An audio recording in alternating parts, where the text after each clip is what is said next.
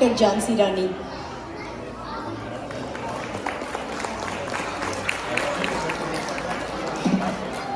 வணக்கம்.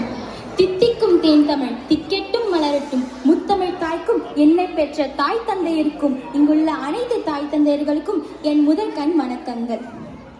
தென் பொதிகையில் தவழ்ந்த மொழி, கம்பன் கவி வடித்த மொழி, எம் பாரதி கர்ஜித்த மொழி, பிறந்த சிறந்த மொழிகளிலே சிறந்தே பிறந்த மொழியாகிய எனது அன்னை தமிழுக்கும் அத்தமிழை எங்களுக்கு ஊட்டும் என் பள்ளி தமிழ் அன்னையர்களுக்கும் என் அன்பு வணக்கங்கள். என் பேரு ஆஷ்னா. நான் மேரியாட்ட தமிழ் பள்ளியில 5 வருஷமா படிச்சுட்டு வரேன். இந்தியால இருந்து நான் அமெரிக்கா வரும்போது அப்பா நம்ம இனிமே இங்கிலீஷ் மட்டும் தான் படிக்க போறோம்னு ஜாலியா வந்தேன். ஆனா இங்க வந்தோடனே என்னோட அம்மா அப்பா 2 பேரும் நீ கண்டிப்பா தமிழ் படிச்சாகணும்னு இங்க வந்து சேர்த்துட்டாங்க.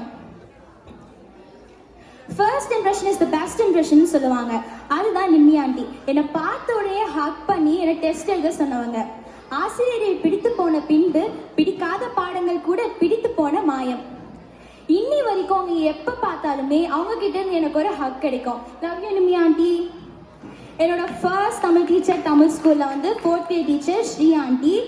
அவங்க வந்து சூப்பர் ஸ்டார் ரஜினிகாந்த் மாதிரி எப்பவுமே ஆக்டிவா எங்களை வந்து ஜாலியா வச்சுப்பாங்க.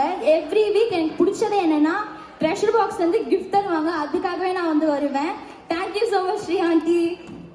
அடுத்து என்னோட 5th grade டீச்சர் எல்லா தமிழ் கதைகளையும் சொல்நயத்தோடும் முகபாவத்தோடும் சொல்லும் என்னோட ஃபேவரட் ஜெயா ஆண்டி.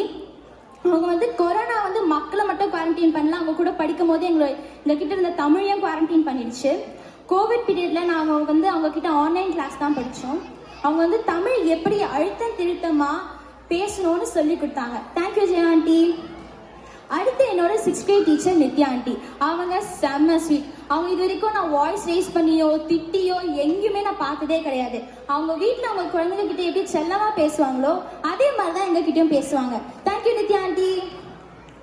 அடுத்து என்னோட 7th grade teacher 7th and 8th இவங்க தான் எனக்கு 2 வருஷமா சொல்லி கொடுத்துட்டு இருக்காங்க. ஜெயா சித்ரா ஆண்டி.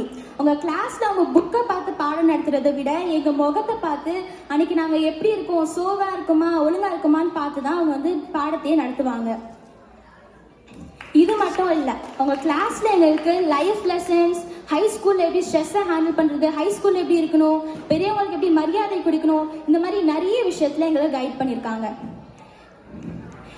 சில சமயம் அவங்க அக்கறையோட எங்க அம்மா கிட்ட கூட கால் பண்ணி இவஸ் கொஞ்சம் டயர்டா இருக்கா, ஸ்ட்ரெஸ்ஸா இருக்கா, எக்ஸ்ட்ரா கேர் எடுத்துக்கோங்கன்னு சொல்லிட்டு அக்கறையா சொல்லுவாங்க.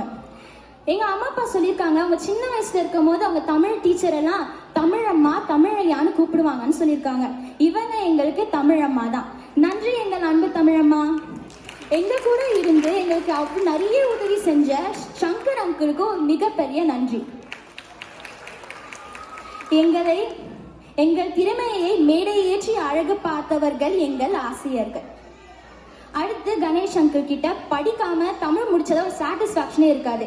அதனால தான் நான் வந்து 9th grade படிக்கலான்னு முடிவு பண்ணியிருக்கேன். ஹோப் நானும் வேற கிளாஸ்ல போடுவாங்கன்னு நினைக்கிறேன். ப்ளீஸ்.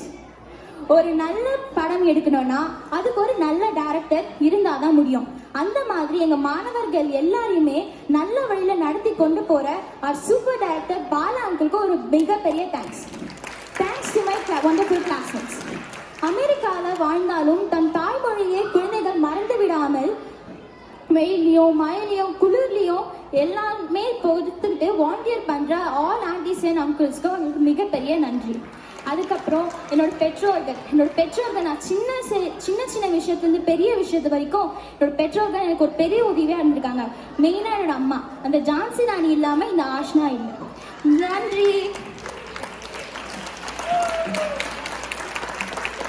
தேங்க்யூடா ஆஷ்னா.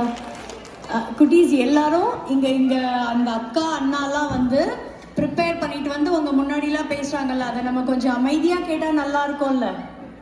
நம்ம பாட்டு அந்த நேரத்தில் எழுந்து போயிட்டு கத்திட்டெல்லாம் இருக்கக்கூடாது. ஓகேவா? அப்புறம் இன்னொன்று குட்டீஸ், நீங்களாம் கொஞ்சம் இன்னும் நீங்கள் ரொம்ப ப்ரிப்பேர்லாம் பண்ணியிருக்கீங்க. ஒரு 2 minutesக்குள்ளே உங்களோட ஸ்பீச் கொஞ்சம் ஃபாஸ்ட்டாக சொல்லிடுறீங்களா ப்ளீஸ்? சாரி. தேங்க்யூ.